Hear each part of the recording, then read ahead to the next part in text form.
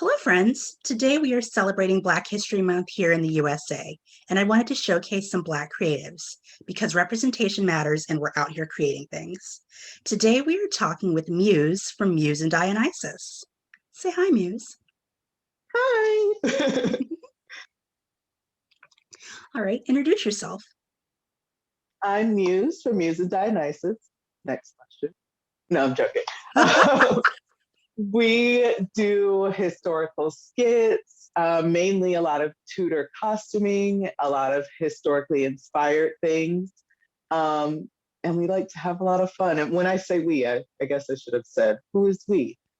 We are a family team. So it's myself, my husband, Dionysus, and our baby, who goes by the baby.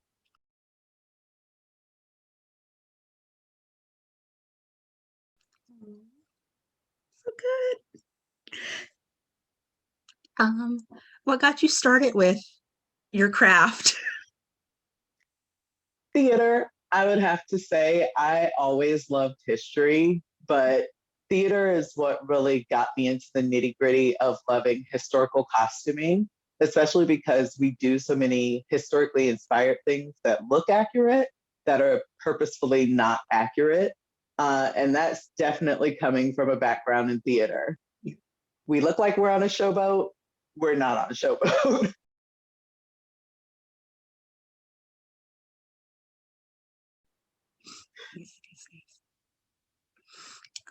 What is your creative process like? It's a pretty long process. We usually plan out everything for a month. So we start with sketching and then we shop our stash and see what works with what complexion. I'm darker, my husband's white, and our baby is biracial. So we have a lot of complexions to work with. Mhm. After we do the sketches, we do any dye tests that need to be done. And then we go into the actual creation of the piece and how we want to feature this piece. So whether it's going to be more of an aesthetic video, or if it's going to be used for one of the sketches, or if it's going to be a more instructional piece. See? Wow, that's a lot of work. People don't Yeah. realize how much work goes into what we do and what we love.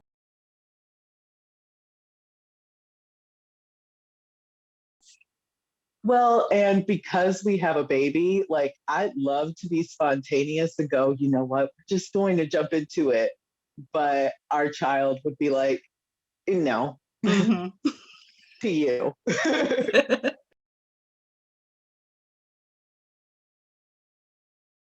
It's like, we need a little bit of structure here.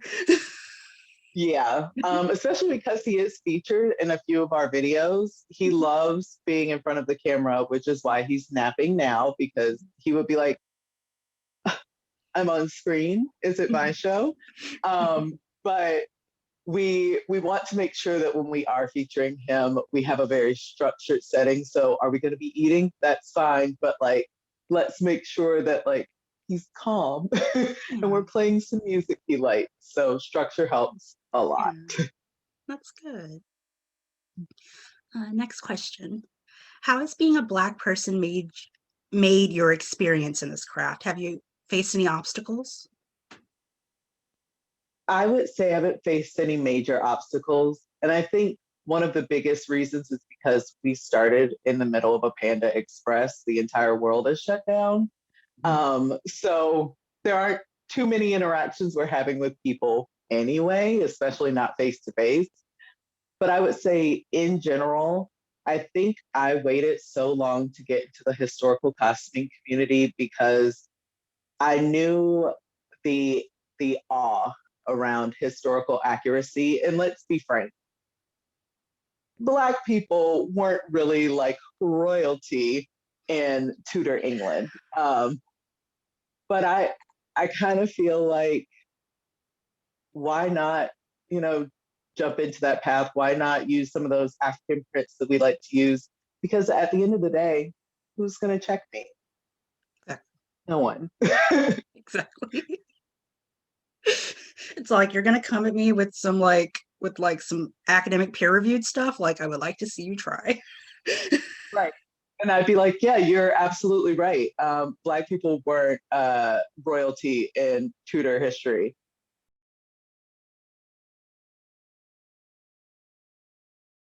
But it is 2021, so that's okay. That part. Um, what is your favorite material to work with?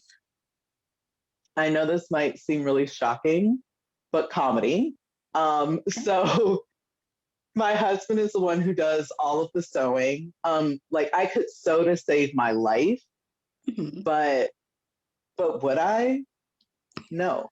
Um, I love doing all the writing and I love doing all of the storyboarding. And I feel like that's a big part of being on YouTube that kind of gets missed over.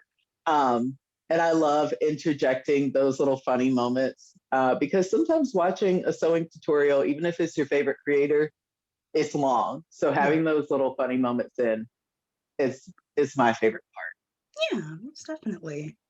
It's just like that those fun little spices of life. Well, and I also feel like a lot of people don't like history because it's presented, at least in American schools, like remember this date, remember this name, take a test. Hmm. Um, and there's a little bit of funny here and there. There are a few interesting things here and there, but the bulk of it is just memorization. Hmm. And nothing helps you memorize better than making it entertaining. Precisely. I remember a lot of my most favorite bits of history class were when my professors made me laugh. So I it mean, obviously works. I remember learning about some of our presidents growing up, and it was like, today we're learning about XYZ. People hated them, and it's like, well, now I have to know the tea. Like, why did they hate them? Exactly. What happened? Love it. Yes. Um, what has been your experience since the resurgence of the Black Lives Matter movement on social media last year? It's been a very mixed experience since that resurgence. I'm known amongst my friends as being a very vocal person. I've always been a very vocal person. Um, you were not put on this earth to please people. And I Mhm. feel like if I have, especially now that we have a little platform, why not use that properly? Um, I think the most interesting thing is that I've seen so many Black creators specifically getting into this community, or at least putting themselves out there more. Because I've followed Black creators for so long, and I've followed BIPOC creators for so long, and I was so ill informed of how many of us there are out there. And I feel like with the resurgence of Black Lives Matter, you get to see that representation, and it's so important, especially for those young Black people out there who love history but don't Mhm. see necessarily themselves do That that. exactly. Oh man. Um, have you mentored anyone else, or has anyone mentored you? I don't think I've mentored anyone, but if I have, leave a comment below and just gush about me and just like really like go ham. Um, but I don't think I have. I will have to say my biggest mentor, and this is very cliche, is my mom. She ran theater departments at two different churches we went to growing up. And by ran, I mean she held rehearsals, she did the casting, she made all of the costumes, she made the set. And these were not like rinky dink, we have three people. She'd have like a 30-person cast, and she was making all that. And like, she was also raising me. So Mhm. it was a lot, but it definitely taught me that one, representation matters. I grew up in communities that didn't really have that opportunity to see themselves on stage or to be a part of something bigger or to work on a project and see the end goal outside of sports, really. So I love that she was able to bring that to the community. And it's something that I've taken with me as I've grown up because I definitely see this is the opportunity with doing YouTube and being on social media. I get that opportunity to bring something to people that they might not be able to see every Exactly. I love it. Yes, it's just making my heart swell a bit, just hearing your passion and everything. So it's yay. Um, which project do you consider your greatest accomplishment? If you don't have one, what is one you're working towards? Hmm. I'm a perfectionist, so we could release something that's absolutely beautiful and flawless, and I would be like, yeah, I mean, we can do better. So I don't typically look towards the past, but we are working on a series right now, the Black Tudors, Mhm. and it follows the life of 10 Black people in Miranda Kaufman's book about Mhm. Black Tudors. I have that book. Um, it is it like it opened my heart. It moved me so much, and I loved each and every story because they were so different. Mhm. But I would have to say that is my favorite project, and we have a lot more episodes coming out. So I'm really excited to see the end of that series in a few Mhm. months. Yes. Oh my gosh. Eh. It's such it's such a good book, and I wasn't expecting a lot from it because I hadn't really heard anyone talk about Yeah. it. But as soon as I got into it and I got to see some of the documentation she was able to find and how she was able to link pieces of history, it made the stories flow, even though they're not connected in any way, shape, or form. It made Yeah. those stories. Mm. Good, good, good. Um, you already glossed on it, but do you have any other family members who share your creativity? No, I'm the most creative person in my family. So yeah, no, they would probably like end me if they heard me say that. I come from a really creative family.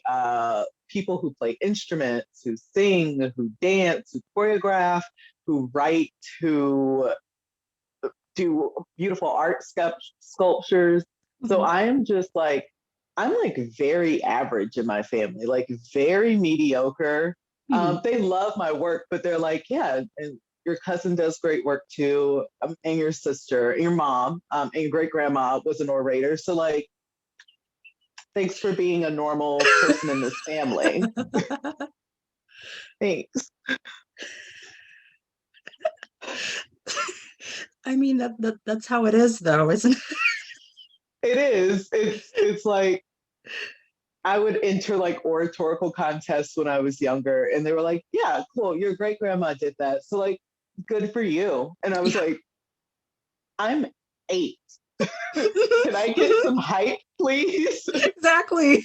Exactly. Just a little bit more excited." I took home the grand prize. Oh yeah, your grandma used to do that all the time. What It's like, about where are my me? flowers? Where are my accolades? Do I have to have a grandchild before it's like, yeah, your grandma, she used to win the grand prize all the time. We got some time for that. It's not happening anytime soon. Oh my gosh. One singular tear just slowly wipes it away. It's just like I have a feeling, like even when I share my videos with my mom, I have a feeling she's just like, this is normal. Yeah. This is this is normal. You're just Mhm. doing this for fun. It's like nothing is spectacular. And I'm like, oh, Oh to you, gosh. Thanks, to Mom. you. To you. She's very supportive, but like Yes. I'm one of many. Yes. um, what does the phrase representation matters mean to you? That's such a weighted phrase in Hmm. so many different ways. Um, I'm going to say something that might be a little controversial, but I Okay. think one of the biggest views of representation mattering, the most tangible example that I have is being living in the 90s, growing up in the 90s. Mhm. And yes, there are more Black people on television and peppered into shows and in more movies and on more commercials. But growing up in the 90s, I got to see every type of Black person. I got to Mhm. see wealthy Black people. I got to see poor Black people. I got to see shows that my parents grew up watching. Yep. So Good Times and The Jeffersons. And I got to see a Black experience. I got to see young Black people like in Living Single. I got to see girlfriends. And I feel like that's lacking so much now. Yes. And the Black experience, because of the history that we've gone through, isn't just limited to middle class Black people. There are people in the hood. There are people in mansions. There are celebrities. There are so many different stories that can be told. And I loved that about 90s media. And it's something that's lacking now. I want to see Black stories be told by Black people. And I feel like it's something that we don't get to see. Now, I'm going to give credit where credit is due. Shonda Rhimes does a really great job of telling Black story and pulling you in and not realizing you're in a Black story until you're there. Jordan Peele doesn't hide it. He's out there and he's saying, I'm telling Black stories specifically. I tell BIPOC stories specifically. But I remember turning on the TV show and I could watch all day sitcoms from Black media. And we don't have that anymore. Exactly. I was talking with a friend about that the other day, and they were just like, can we build a time machine and, like, just gather up some folks from the writers' room and bring them to now, because we're well, and I feel like it's so close. Like Blackish is so close. But one of the things that I loved growing up, my favorite Black sitcom is A Different World. Like the diversity amongst the Black young people in that show is just absolutely phenomenal. The different viewpoint is just so amazing. But in order to have that, you have to have those different BIPOC people in the room creating, just like you said. You have to have them there saying there are uppity Black people, and that's okay. Yeah. They need to be represented, just like the people who are middle of the road, don't want to cause any trouble. Like, all of these stories fit into who we are as people. Exactly. Such a good response. Oh my God. It's like, it touches me so much because we just don't see it the way it used to be, and things have gotten better in general, but they haven't really helped, at least in America.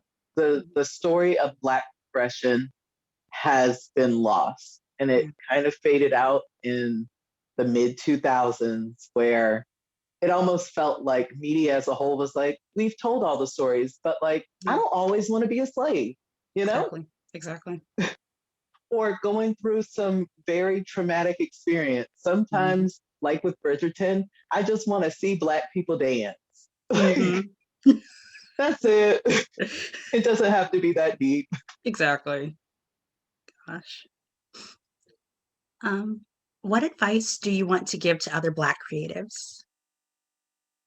I would say take the plunge and do whatever you want to do. Whether that is you want to make physical, tangible art, or you want to be on Instagram, or you want to put on your own productions, do the thing. There is such a big community out there that will reach out to you with open arms, but you just have to make yourself known. That's it.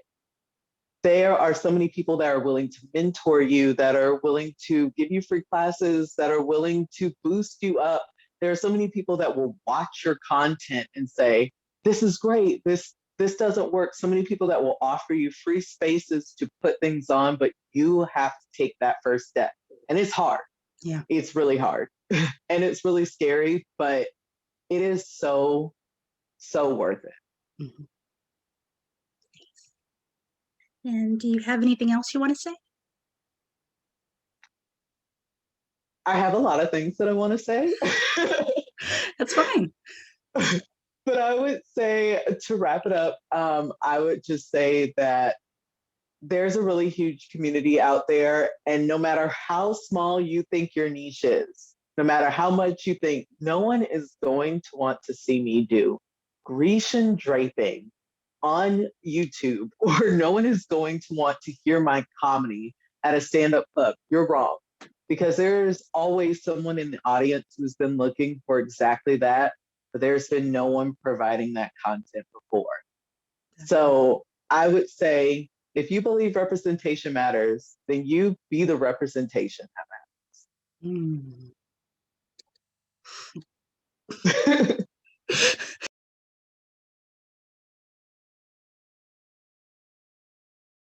I have no flowers, but pretend I'm giving you flowers. Oh my gosh, thank you. For me, oh, I love them. They're so beautiful. Yeah. All right. And finally, thank you, Muse, for your time. I've linked all their social media and payment links in the description below. Thank you all for watching, and remember, we're Black History. Bye. Bye.